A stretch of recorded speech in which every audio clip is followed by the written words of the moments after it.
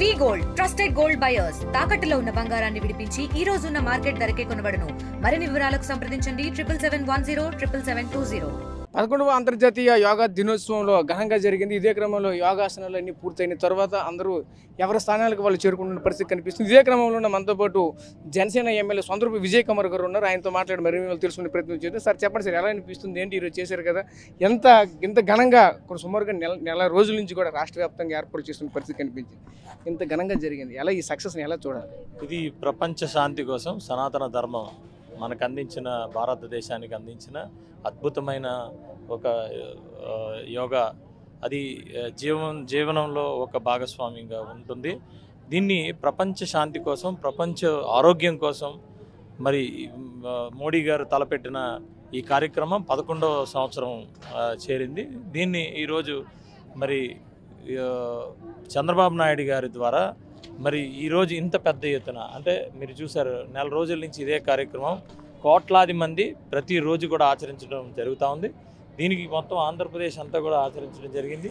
ఈరోజు లక్షలాది మంది కేవలం ఒకే చోట, మరి లక్షలాది మంది 5 లక్షల కన్నా ఎక్కువగా ఒకే చోట జరపడం అనేది గిన్నీస్ బుక్ ఆఫ్ వరల్డ్ రికార్డ్స్లోని కూడా నమోదయ్యే పరిస్థితి ఉంది. అదేవిధంగా మొత్తం ఆంధ్రప్రదేశ్ అంతా కూడా 2 కోట్ల పైచీలక ఒకేసారి చేయటం అనేది కూడా, ఇదంతా కూడా ప్రపంచ శాంతి కోసం, ప్రపంచ ఆరోగ్యం కోసం మరి పెద్దలు మోడీ గారి తలపెట్టిన కార్యక్రమం. దాన్ని ముందుకు తీసుకెళ్లే నాయకత్వం చంద్రబాబు నాయుడు గారు, పవన్ కళ్యాణ్ గారిది. చాలా సంతోషంగా ఉంది. ఇది కేవలం కూటమి ప్రభుత్వం మాత్రమే ఇలాంటి అద్భుతమైన మరి కార్యక్రమాలు తలపెట్టగలుగుతుంది అనేది కొంత ఆనందించే విషయం. అది కూడా భగవంతుడు కూడా బ్రహ్మాండంగా ఈరోజు ఆశీర్వదించాడు. ఎక్కడ కూడా వర్షం లేకుండా, ఎవరికి ఇబ్బంది లేకుండా రాత్రి నుంచి కూడా మంచి ఆహ్లాదకరమైన వాతావరణంలో జరపడం జరిగింది. డెఫినెట్గా మొత్తానికి ప్రపంచానికి ఈరోజు విశాఖపట్నం నుంచి ఒక మంచి మెసేజ్ ఇవ్వడం జరిగింది.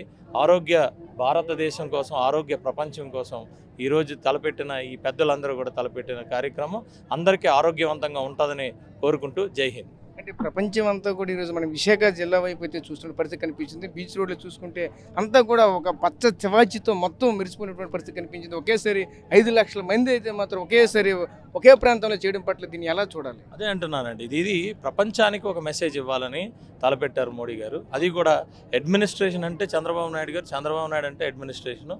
మరి ఆయన కాకపోతే ఇంకెవరు చేయలేరు అనే ఒక దిశలో ఆయన్ని మీరు చెయ్యండి అని చెప్పి మోడీ గారు అడగటం, చంద్రబాబు నాయుడు గారు తూచా తప్పకుండా మరి పాటించడం, దానికి మరి పవన్ కళ్యాణ్ గారు కానీ, మంత్రులు కానీ, ఎమ్మెల్యేలు కానీ, అలాగే మొత్తం అధికార యంత్రాంగం అంతా కూడా ఈరోజు ప్రపంచ ఆరోగ్యం కోసం ఒక మెసేజ్ ఇవ్వటం కోసం ఎంత కష్టమైనా కూడా డిసిప్లిన్గా మీరు చూసే ఉంటారు.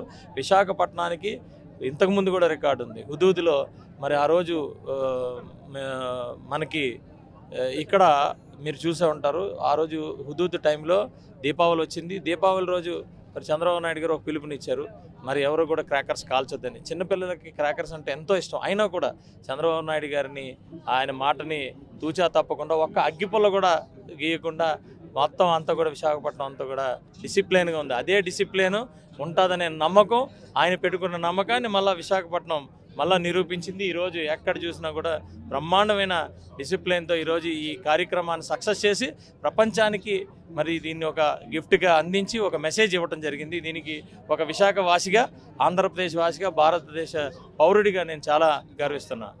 Thank you sir. చూసాం కదా, ఇదంతా కూడా ప్రపంచ శాంతి కోసమే ఈరోజు యోగా దినోత్సవం అనేది జరుగుతుందని చెప్పుకొస్తున్నారు. ఈరోజు అందరూ కూడా ఆరోగ్యంగా ఉండాలన్న సదుద్దేశంతో పెట్టుకునే పరిస్థితి కనిపిస్తుంది అంటున్నారు. ఈరోజు ప్రపంచం అంతా కూడా విశాఖ వైపు చూస్తున్న పరిస్థితులు కూడా మనకు కనిపిస్తున్నట్టు సొంతరూపు విజయ్ కుమార్ ఎమ్మెల్యేగా ఉన్నటువంటి ఆయన అయితే మనతో చెప్పుకున్న పరిస్థితి కనిపిస్తుంది. ప్రస్తుతం విజయనగరం.